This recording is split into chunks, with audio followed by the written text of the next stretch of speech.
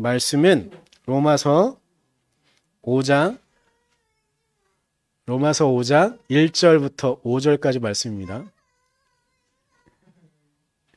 네, 우리 같이 보도록 하겠습니다. 그러므로 우리는 믿음으로 의롭다 하심을 받았으므로 우리 주 예수 그리스도로 말미암아 하나님과 더불어 평화를 누리고 있습니다. 우리는 또한 그리스도로 말미암아 지금 서 있는 이 은혜의 자리에 믿음으로 나아가게 되었으며 하나님의 영광에 이르게 될 소망을 품고 자랑을 합니다. 그뿐만 아니라 우리는 환난을 자랑합니다. 우리가 알기로 환난은 인내력을 낳고 인내력은 단련된 인격을 낳고 단련된 인격은 희망을 낳는 줄을 알고 있기 때문입니다. 이 희망은 우리를 실망시키지 않습니다. 하나님께서 우리에게 주신 성령을 통하여 그의 사랑을 우리 마음속에 부어 주셨기 때문입니다. 아멘. 네, 오늘 말씀은 읽으시면서 아마 세번역이라 조금 낯설기도 하겠지만 아주 익숙한 그런 어떤 반복구가 있는 부분이에요. 아주 많은 이들이 교회 다니지 않는 이들도 때로는 어떤 이야기에서 들을 수 있었던 그런 말들이 여기 나오는 겁니다. 근데 세번역은 이걸 번역하면서 문자를 좀 더 명확하게 드러내기 위해서 좀 바꿔서 그렇긴 한데 이 말이 아마 익숙할 거예요. 환난은 인내를, 인내는 연단을, 연단은 소망을, 이런 말을 들었을 거예요. 근데 이 부분이 여기 안에 3절과 4절에 이어지는 부분에 있는 그런 익숙한 부분입니다. 그런데 오늘 나오는 이런 이야기들은요, 우리에게 아주 익숙해서 앞에 있는 이야기들 자세히 보지 못하고 그냥 뒷부분, 그래, 우리의 삶이 환난, 정말 고난 정말 많지. 근데 그때 우리가 가져야 되는 마음은 뭘까? 그래, 거기 하는 순서처럼 인내이고, 인내라는 것 하면서 우리가 연단하는 것, 그러니까 순금이 되기 위해서는 재련하고 단련되어지는 것처럼 그렇게 우리에게 있는 것이겠지. 그러면 그걸 통해서 우리에게 소망을 품을 생각에 이렇게 생각되어지는 그런 흐름들만을 생각할 수 있습니다. 하지만 로마서 5장은 1절부터 5절까지 아주 중요한 여러 가지의 내용들을 좀 담고 있습니다. 무엇을 담고 있는 거냐면요, 로마서라는 책 자체는 사도 바울의 신학적인 여러 가지 내용들을 잘 정리하고 담을 수 있는 내용들을 담고 있는데, 우리가 5장을 좀 보기 전에 먼저 좀 앞에 부분들을 제가 좀 간략하게 좀 말씀을 좀 드리고 싶어요. 기독교의 신학적인 논거 안에 이신칭이라는 단어가 있어요. 이 이신칭이라는, 이거는 이제 영어로는 justification인데 이거를 한자로, 아무래도 한국의 신학은 한자권에 있는 것들이 강하기 때문에 이걸 이제 한자로 표현하는 게 이신칭의로 표현되어지고 있어요. 근데 이신칭이라는 건 이 신은 뭐냐면요, 내가 그것을 믿음으로 칭의, 의로움을 받는다, 그런 뜻을 갖고 있는 거거든요. 근데 그것을 믿는 것은 무엇이냐면 예수 그리스도를 믿음으로 내가 의로워진다 라는 것에 대한 이야기들을 로마서 1장부터 3장까지 다루고 있는 내용 안에 담겨져 있어요. 그런데 여기서 제가 하나 이야기를 좀 하면, 제가 청년부 사역을 하거나 아니면 조금은 이제 진지하게 성경을 보고 싶어서, 혹은 제가 실제로 중고등학교 때 제 2년 위에 누나가 있었는데, 2년 위에 누나가 동생을 전도하는데 너무 힘들었었거든요. 근데 그 누나의 말에 의하면 자기는 그 동생을 전도할 때 동생이 계속 하는 말이 뭐냐면, 나는 교회 가는 게 싫대요. 왜? 물어보면, 그 교회에서 이야기하면 하나님을 모르는 사람은 다 지옥 간다고 하는데, 그러면 자기 어머니 아버지도 일단 교회 갈 마음이 없는 것 같고, 그러면 어머니 아버지는 지옥 갈 것 같고, 그리고 또 문제는 뭐냐면 제사를 드리는데 우리 조상들은 어떻게 돼? 그럼 조상들은 다 지옥 가는 거, 이렇게 물어보는 거예요. 근데 저는 어렸을 때 얘기만 듣고 이걸 어떻게 말해야 되는 건 잘 모르겠었어요. 그런데 이 이야기를 로마서 1장에서 사도 바울은 이미 하고 있었는데 사람들이 잘 발견하지 못했던 것들이거든요. 이 부분은 어떻게 생각하세요, 여러분? 만약에 우리의 조상들은, 그러니까 이 땅에 기독교가 전파되어진 지 100년? 그리고 이제 뭐 카톨릭까지, 남인까지 하면 200년 넘는 시절이 있는데, 그 이전의 사람들은 하나님을 몰라요. 물론 하느님, 뭐 하늘님 이렇게 막연하게 불렀던 존재는 있지만 그러다가 그들이 예수 그리스도를 안 건 아닌데 그들은 어떻게 되어질까? 근데 이 질문을 진지하게 우리가 대답을 잘 하지 않아서 많은 사람들이 잘 모르고 있는데 사도 바울은 이 질문에 대해서 로마서 1장 20절 제가 요것만 갖고 왔는데 앞에 이야기를 하는 거예요. 너네는 자꾸 그 이전에 하나님을 모르던 사람들은 어떻게 되어지느냐 이런 질문들을 하는데 하나님께서는 20절 1장 20절에 이렇게 말해요. 이 세상 창조 때로부터 하나님의 보이지 않는 이게 뭐냐? 하나님의 보이지 않는 속성 이게 좀 말이 꼬여서 정확히 이해가 되지 않는데 뭐냐면 곧 그분의 영원하신 능력과 신성은 사람이 그 지으신 만물을 보고서 깨닫게 되어 있습니다. 이 말은 뭐냐면 제가 좀 편하게 풀어줄게요. 예수 그리스도, 그러니까 유대인들에게 율법이라는 게 있었는데 율법 말고 다른 사람들에겐 마음의 양심을 주셨다는 거예요. 쉽게 말하면. 그래서 선한 사람들은 하나님께서 태초부터 주었던 그 양심에 따라서 산 사람들이 있다는 거예요. 그럼 그 사람들은 하나님 전 앞에 가는 거 오케이. 아무 문제 없다고 사도 바울은 말하고 있는 거예요. 그런데 유대인들의 어떤 사고방식만 자꾸 요즘 이제 보수적인 목사님들이 막 원래 목사님들은 제사장이 아닌데 목사님들이 자꾸 제사장이 되려고 하잖아요. 이런 분들은 유대인의 사고방식을 막 갖고 싶어 하는 거예요. 그래가지고 사도 바울의 이야기는 관심이 없어. 그래서 그 사람들 아마 다 지옥 갔을 거라고 말하는 거예요. 근데 사도 바울은 그렇게 말하지 않아요. 사도 바울은 하나님께서 태초부터 이 땅을 지으신 다음에 모든 보이지 않는 속성을 줬는데 그게 뭐냐? 하나님께서 선한 속성도 사람들에게 줬다는 거예요. 그런데 하나님은 잘 모르지만 율법은 모르지만 선한 속성으로 살아간 사람은 하나님 나라에 가는 게 아무 문제가 없다고 생각했던 거예요. 이 말로만으로도 이 땅에 수없이 많은 사람들의 오해를 풀어줄 수 있을 텐데 목사님들이 참 성경을 잘 안 보는 것 같아요. 하여튼 그래요. 사도 바울은 그렇게 말하는 거예요. 그래서 이신칭이라는 건 예수 그리스도가 오신 이후에는 이제 예수 그리스도의 복음이 증거되어진 지역이 있어요. 예수 그리스도의 복음이 증거되어진 지역이 있고 예수 그리스도가 누군지 알아. 근데 야 예수 그리스도가 십자가에 매달려 죽은 그래 사람 죽으니까. 근데 그가 부활했다고? 난 정말 못 믿겠어. 물론 교회 다니는 사람 중에서 지적으로 그게 동의되지 않는 사람이 많이 있을 수 있어요. 하여튼 여하튼 간에 그럼에도 불구하고 내가 예수 그리스도를 나의 주로 고백한다. 그럼 그것만으로 내가 구원받는다가 이 신칭의 가장 기본적인 핵심인 거예요. 근데 여기서 정말 수없이 많은 사람들이 놓치고 있는 이야기가 로마서 5장 1절에 있어요. 우리가 좀 전에 읽었지만 다시 좀 보면 로마서 5장 1절은 이렇게 말해요. 이거 계속 띄워놓고 볼 거니까.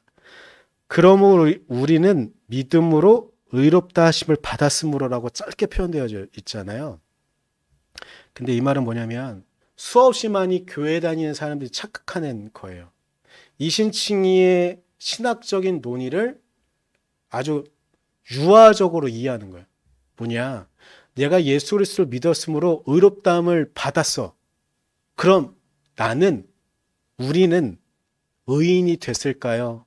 아니면 아직 의인이 아닌 걸까요? 아니면 죄인일까요? 이 질문을 받으면 대부분의 사람들은 잠깐 나는 예수 그리스도의 십자가를 믿는다고 고백했어. 그리고 내 주가 예수 그리스도라고 고백했어. 그럼 나는 의인인가? 그럼 나는 의인으로 살아가는 거지? 라는 생각을 수없이 많은 기독교인들이 해요. 근데 중요한 게 있는데 뭐냐면 한번 다시 읽을게요. 믿음으로 의롭다 하심을 받았으므로. 이게 뭐냐면 내가 의인이 됐다는 게 아니고요. 내가 예수 그리스도를 주로 고백했으니까 하나님께서 너는 비록 죄인이긴 하지만 내가 이제부터 너를 죄인으로 부르지 않고 의인으로 부르겠다고 말씀하시는 거예요. 수없이 많은 기독교인들이 착각하는데 존재론적으로 나는 이제 나의 죄는 끝났어라고 생각하는 수없이 많은 사람들이 있어요. 하지만 우리 안에 죄인의 본성은 계속 여전히 남아있는 거예요. 그런데 우리의 이 죄된 본성을 하나님께서 우리가 예수 그리스도를 주로 고백하면 이제 더 이상 너를 죄인으로 보지 않고 나의 사랑으로 너의 죄를 안아줄게라고 하시는 거예요.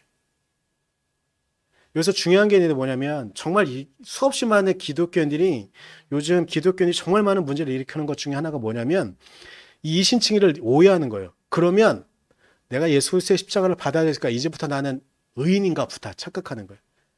내가 의인으로 되면 문제가 되는 게 뭐냐면요. 내가 의인이니까 내 주변에 예수를 믿지 않는 사람 다 죄인이에요. 그럼 그 사람을 쉽게 판단하는 거예요. 정죄예요. 너 예수 그리스도 모르잖아. 너 죄인이야. 근데 중요한 게 있어요. 내 죄가 사라졌느냐? 그렇지 않아요. 내 죄는 여전히 있지만 그럼에도 불구하고 하나님께서 나를 의인으로 불러주신다는 거예요. 그런데 이 차이 안에 물론 이건 아주 미묘한 말 장난처럼 들릴 수도 있지만 미묘한 차이가 있는데 이 생각을 갖고 있는 사람들은 끊임없이 주변에 있는 사람을 판단하는 거예요. 근데 이런 사람들이 교회 안에서 또 어떤 일들을 하느냐. 의인이 계급이 있는 것처럼 생각하는 거예요. 내가 누구보다 교회 열심히 가. 요즘 우리 교회도 이제 한 4주째죠. 4주째로 온라인으로 예배드리고 있잖아요. 그럼 사람들이 판단하는 거야. 야, 비대면으로 국가에서 못하게 한다고 하지만 그래도 그 제한선이 있으니까 나는 혹시 가서 현장에서 예배드려. 그러면 딱 생각하는 거지. 야, 너 온라인으로 예배드려. 나 현장에서 예배드렸어. 내가 너보다 나아. 성경 어디에 그런 얘기 없어요. 하지만 사람들 생각하는 거예요. 나는 너 교회에서 예배드리지 않았지. 나는 예배드렸어요. 이제 코로나 이전 시대에는 사람들이 어떻게 했냐면 어떤 이들은 직장이나 어떤 일들 때문에 교회에서 예배드리지 못하는 상황들이 생겨요. 그럼 그때 사람들이 판단하는 거죠. 막 누군가 막 미워하던 사람이 있었어요. 근데 그 사람이 어떤 일 때문에 교회 안 와. 그럼 신나는 거지. 야, 너 기독교인이 너 하나님을 믿는다고 하는 사람이 예배를 안 드려? 너 탈락. 판단하는 거죠. 그리고 이런 성향은 헌금에도 나와요. 헌금에도 나는 너보다 헌금 많이 해. 내가 너보다 의인이야. 계층을 막 두는 거예요. 그런데 중요한 게 있는데 이신칭이라는 이 신학적 논거 안에는 그리고 이렇게 사도 바울이 우리에게 이걸 풀어주는 건 우리 모두가 다 어떤 사람은 그리고 옛날엔 정말 야만의 시대였죠. 그리고 우리나라도 내가 어렸을 때만 해도 사기치는 사람이 정말 많아서 사기도 물론 어떤 사람은 몇천 원, 어떤 사람은 몇백만 원 이런 사람도 있었는데 어떤 사람은 정말 사기 많이 쳤어요. 동네 안에서도 어떤 사람들은 사기 치고 싶어서 친 게 아니라 상황이 안 돼서 사기 친 사람도 있어요. 뭐 이런 거죠. 내가 급해서 그런데 당장 아이들 뭐 먹을 게 없어. 몇천 원 좀 빌려줄래요? 근데 요즘 같으면 빌려줬다가 안 갚으면 당장 고소가 가능하죠. 옛날엔 그런 게 정말 많았어요. 그래서 어떨 땐 못 갚아요. 그럼 사기꾼이 되는 거죠, 뭐. 강도가 되는 거죠, 뭐. 근데 누군가를에게 그런 일들을 하는 거 보면서 아, 나는 죄를 안 저질러. 난 너보다 우월해. 이런 사고방식을 끊임없이 교회 안에 하도록 만드는 거죠. 그런데 정말 중요한 게 있어요. 다시 한번 읽으면서 말씀드리는데 우리는 믿음으로 의롭다 하심을 받았다는 거예요.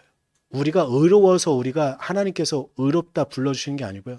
우리가 누구보다 헌금을 많이 내거나 우리가 누구보다 더 많이 예배를 드리거나 우리가 누구보다 더 많이 기도하거나 우리의 입의 버릇이 주님 주님을 맨날 부르고 일요일을 주일이라고 부르고 막 매 순간순간마다 하나님의 입을 담고 있기 때문에 우리를 하나님께서 의롭다고 불러주시는 게 아니라 우리가 예수 그리스도 앞에 우리가 죄인임을 인정하고 예수 그리스도가 우리의 주인이라는 것, 예수 그리스도께서 우리의 주님이라는 걸 인정하면 하나님께서 우리를 의롭다고 불러주신다는 것이에요. 로마서 5장 1절에서 말하고 있는 것은 그것입니다. 그래서 이어서 사도 바울은 말해요. 우리 주 예수 그리스도 말미암아 하나님과 더불어 이제 우리가 누릴 것은 무엇이냐? 평화를 누리고 있음이라고 말하는 거죠. 근데 여기에 또 수없이 많은 기독교인들이 오해하고 있는 것들이 있어요. 그건 뭐냐면 이제 평화를 누리면 이제는 우리의 삶이 모두가 잘 돼야 되는 거예요. 만사 형통이에요. 근데 정말 그럴까요? 우리가 예수 그리스도를 받아들임으로 우리는 모든 삶이 평화롭고 모든 사람들이 부러워할 만한 삶을 살아갈까요? 근데 우리가 그런 기대를 하는 몇 가지 이유가 있는데 일단은 백설공주가 가장 중요한 우리에게 역할을 하고 있어요. 뭐냐면 백설공주는요. 왕자를 만나면 행복하게 살거든요. 근데 우리도 예수 그리스도를 만났으면 이제 앞으로 계속 영원히 행복하게 살아야 돼요. 질병도 걸릴 필요 없고 돈도 잘 벌릴 거고 우리의 삶도 평택하고 자녀도 막 복을 누리고 막 이러는 거죠. 근데 그건 동화죠. 그리고 또 하나 더 우리의 깊은 심리 안에 특히 대한민국 수없이 많은 사람들의 심리 안에 담겨져 있는 어떤 요소가 있는데 그게 뭐냐면 불교적인 요소가 우리 안에 되게 많이 담겨져 있거든요. 석가는 정말 뛰어난 사람이에요. 많은 목사님들은 석가를 너무 이제 터부시 여기는데 저는 석가가 발견한 수없이 많은 삶의 진지한 문제들은 우리가 좀 되새겨 볼 필요가 있다고 생각하는 사람인데 하여튼간 석가가 남겨놓은 수없이 많은 유산 중에 하나가 뭐냐면 이 땅을 살아가는 사람들이 왜 계속 고통 가운데 있을까? 삶은 왜 이렇게 끊임없이 어렵고 그리고 그 시대는 지금보다 전쟁이 더 많았는데 근데 또 생각해 보면 지금도 세계 각지의 전쟁이 참 끊임없이 일어나잖아요. 그러면 석가는 고민한 거예요. 왜 이 땅을 살아가는 수없이 많은 사람들은 전쟁 혹은 기근 혹은 누군가를 속이고 누군가에게 빼앗고 이렇게 고통스러운 삶을 살아갈까? 석가가 내놓은 대답은 수없이 많은 사람들이 이 고통 가운데 있는 건 집착하기 때문이구나. 그럼 이 고통을 없애기 위해선 이 집착을 없애야 되겠구나. 그래서 세 번째 명제가 멸이라는 거예요. 이 네 가지의 단어로 딱 인생의 문제를 해결하거든요.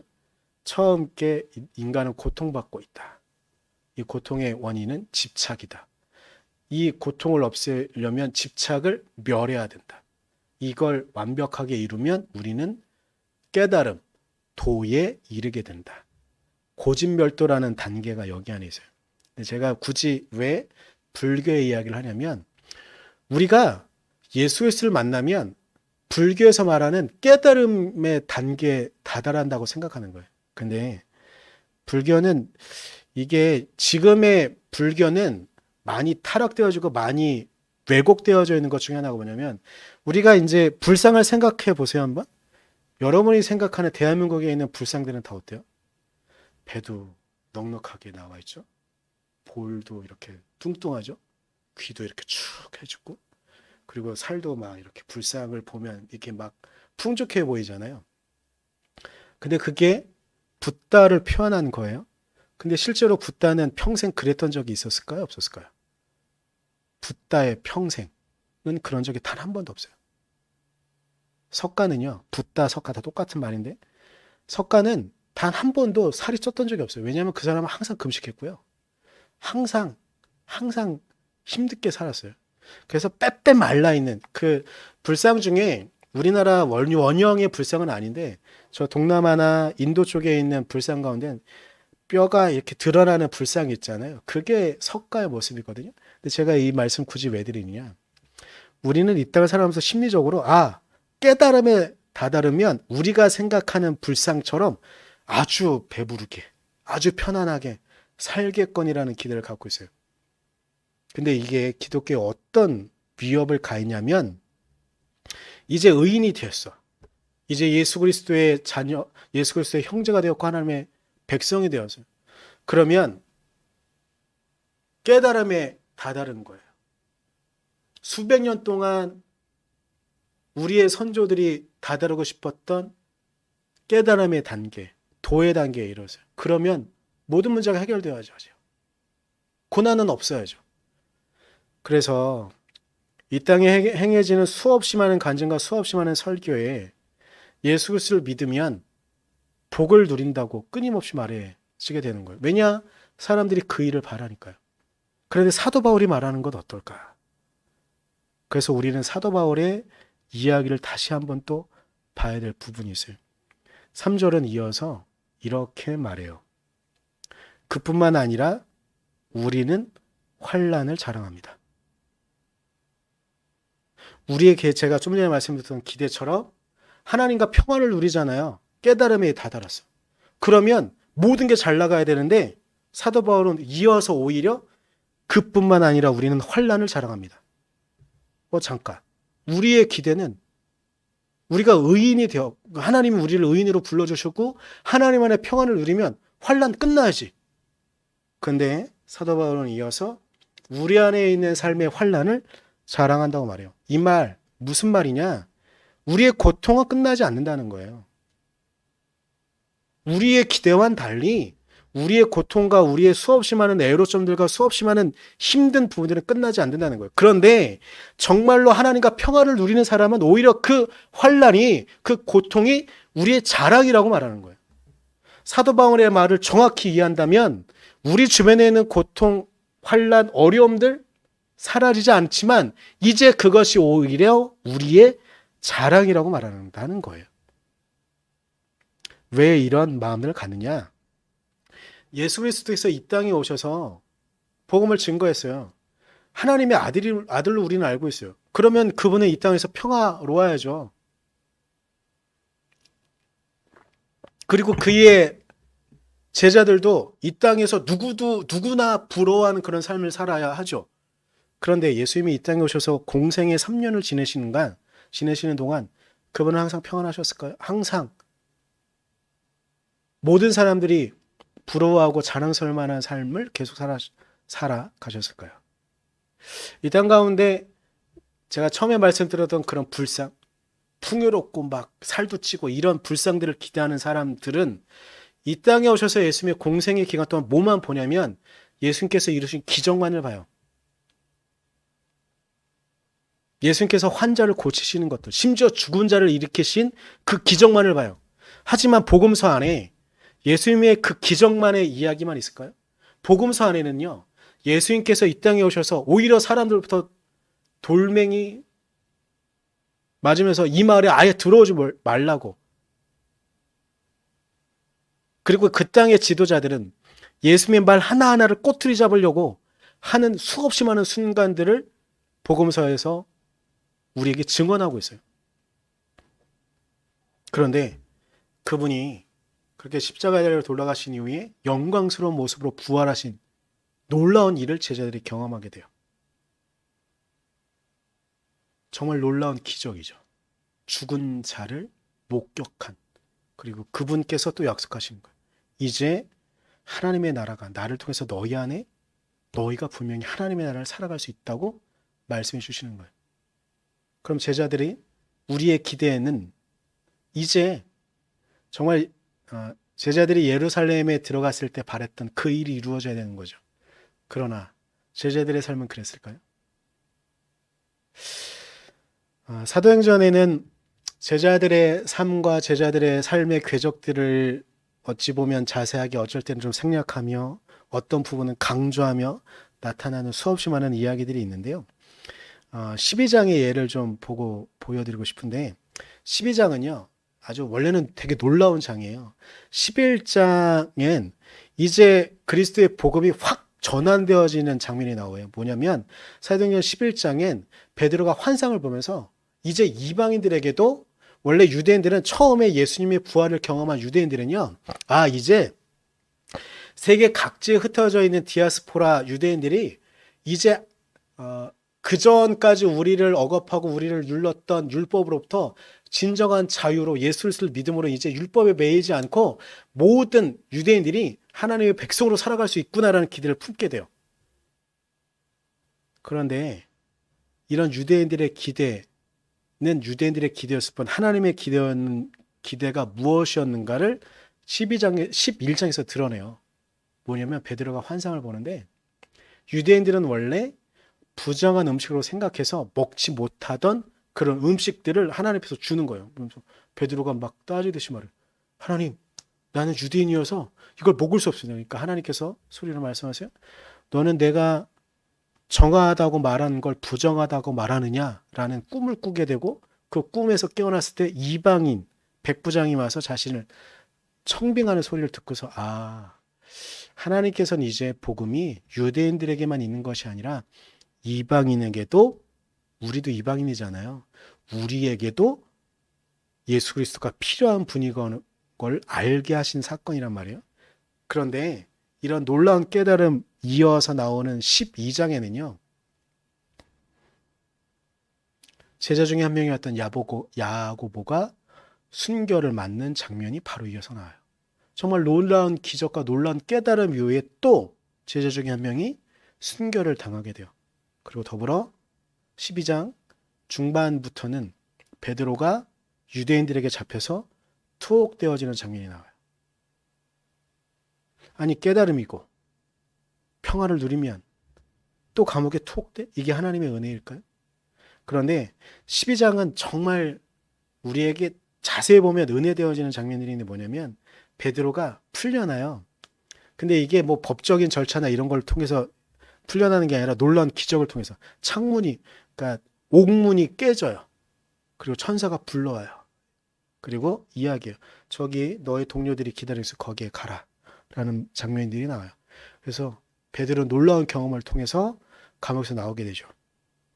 근데 이 장면이 놀라운 게 뭐냐면요. 제가 다 읽어드릴 수가 없어서 설명을 좀 드리면 베드로가 이 제자들이 있는 곳으로 가게 돼요. 근데 여종이 와서 똑똑똑 거리는 소리 누구세요? 베드로다. 소리는 맞는 것 같은데? 문을 열어보고 확인해요. 그러고 나서 그래도 불안하니까 분명히 감옥에 갇혀 있는데 누가 이 제자들도 같이 잡아가려고 하는 걸까 아니나 두려움에 가서 제자들에 가서 이야기해요. 저기 베드로가 와 있습니다. 라고 이야기를 해요. 사람들이 믿지 않아요. 근데 이 장면이 왜 중요하냐면요. 예수님께서 부활하시고 난 다음에 제자들을 찾아오세요. 근데 그때 한 여종이 또 와서 예수님의 목소리와 모습을 보고 너무 감격이어서 제자들에게 갔을 때 제자들은 뭐라 하냐면 베드로에게 한 말과 똑같은 말. 너가 잘못된 것을 보았다. 너가 헛것을 본 것이다. 근데 이 일이 베드로에게 똑같이 일어나는 일을 사도행전 12장에서는 보여줘요. 근데 이 장치는 왜 있을까? 이건 분명히 좀 편집된 의도가 있어요. 근데 이런 편집을 왜 했을까? 예수 그리스도를 믿는 우리에게도 이 일들이 일어날 수 있다는 걸 보여주기 위한 장치예요. 즉 예수 그리스도의 놀라운 기적이 우리 안에도 일어날 수 있어요. 더불어 예수 그리스도께서 공생의 3년의 기간 동안 겪으신 고난도 또한 우리에게 일어날 수 있다는 걸 보여주기 위한 장치예요. 즉, 이 말을 오늘 저는 하고 싶은 것인데 우리의 삶에 수없이 많은 고난과 수없이 많은 아픔의 이야기들이 있을 수 있습니다. 그럼 우리는 생각할 수 있어요. 우리는 분명히 하나님께서 우리를 의롭다고 하셨으니까 하나님과 평화를 누려야 되는데 우리 주변에 환난과 고난이 있어요. 근데 사도 바울의 말처럼 이것을 우리는 자랑할 수 있는가? 자랑해야 하는가? 간증을 좀 하나 하면 한 2년 전, 벌써 2년 전이네요. 2년 전에 저희가 저희 집에 좀 어려움이 있었던 일이 있었어요.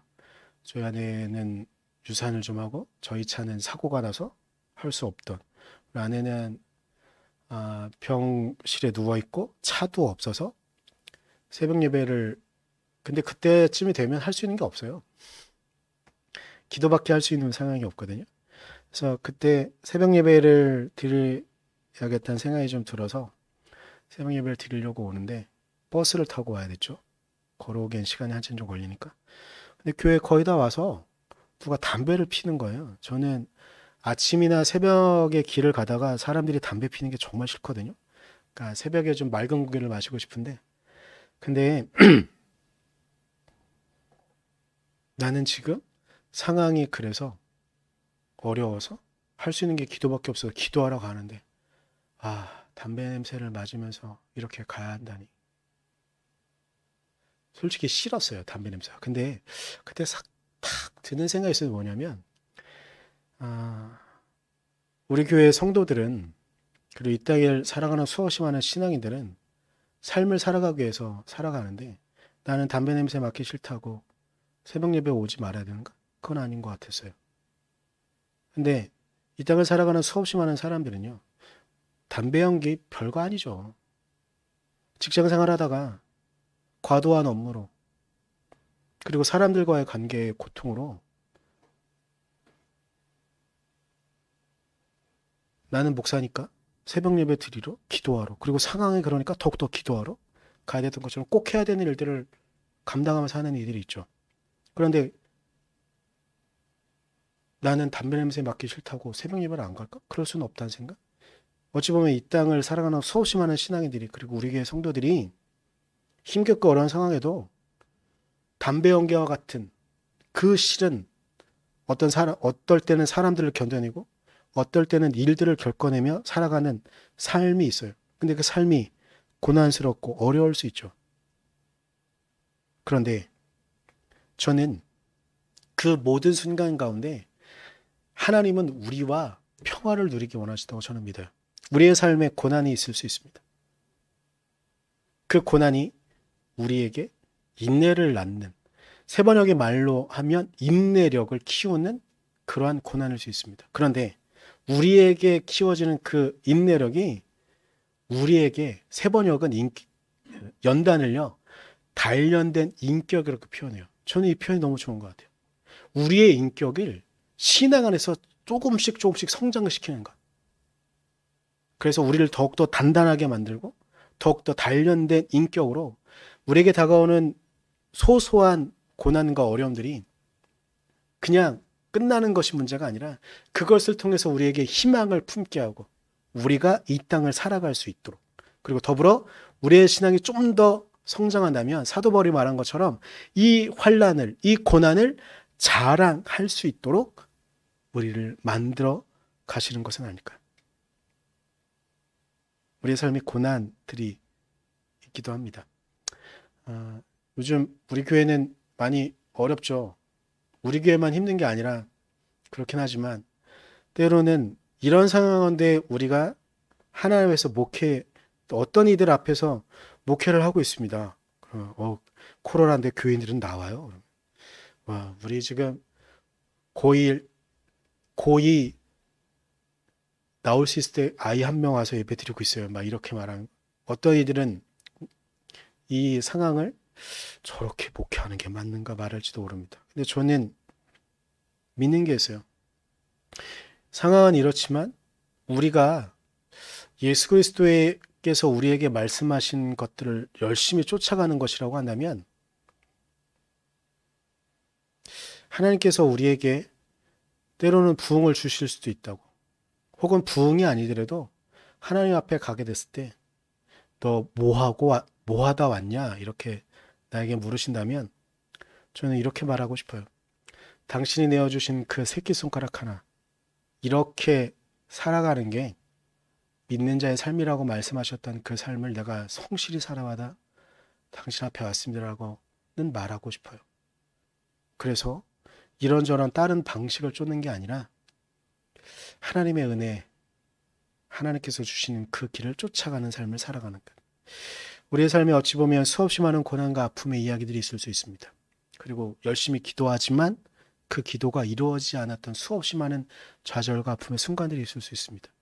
하지만 그 모든 순간에 하나님은 하나님의 방식으로 우리를 이끄셨고, 그래서 우리는 죄인으로 불려져야 됐을 우리였을지 모르지만 우리를 의인이라고 불러주시면서 우리가 희망을 품고 더불어 좀 더 우리가 신앙이 성장한다면 우리에게 다가오는 고난마저도, 환난마저도 자랑으로 말할 수 있도록 하나님께서 그렇게 우리를 이끄셨는 줄 믿습니다. 또한 더불어 앞으로 우리 인생의 삶의 순간들도 우리가 살아갈 순간들에 고난이 다가올 때 오히려 그것이 고난이 아니라 우리의 자랑이 되어주도록 하나님은 우리를 이끄신 줄 믿습니다. 그 하나님의 은혜로 우리가 이 땅을 살아갈 수 있기를 간절히 소망합니다. 우리 시간 잠깐 기도할 텐데요. 조용히 기도할 텐데 두 가지 중에 하나만 기도하셔도 되고 아니면 둘 다 기도하셔도 되는데, 혹시 여러분의 삶 가운데 어떤 고난의 이야기, 그리고 이 고난이 왜 우리에게 다가왔는지 모르겠는 이야기들이 있다고 한다면 그걸 있는 그대로 하나님 앞에 기도했으면 좋겠습니다. 억울한 마음이 있으면 억울한 마음대로, 하나님께 원망이 생긴다면 원망이 생기는 마음대로 그대로 기도했으면 좋겠습니다. 또 하나는 좀 밖으로 돌려서 이 땅 가운데 정말 많은 이유를 알 수 없는 고난과 아픔 가운데 있는 이들이 있습니다. 마음이 허락되신다면 그분들을 위해서도 우리가 좀 같이 기도했으면 좋겠습니다. 이 두 가지 중에 하나만 기도하셔도 좋고 두 가지 다 기도하셔도 좋은데 잠깐 기도하고 이어서 제가 기도하고 마치도록 하겠습니다. 기도하겠습니다.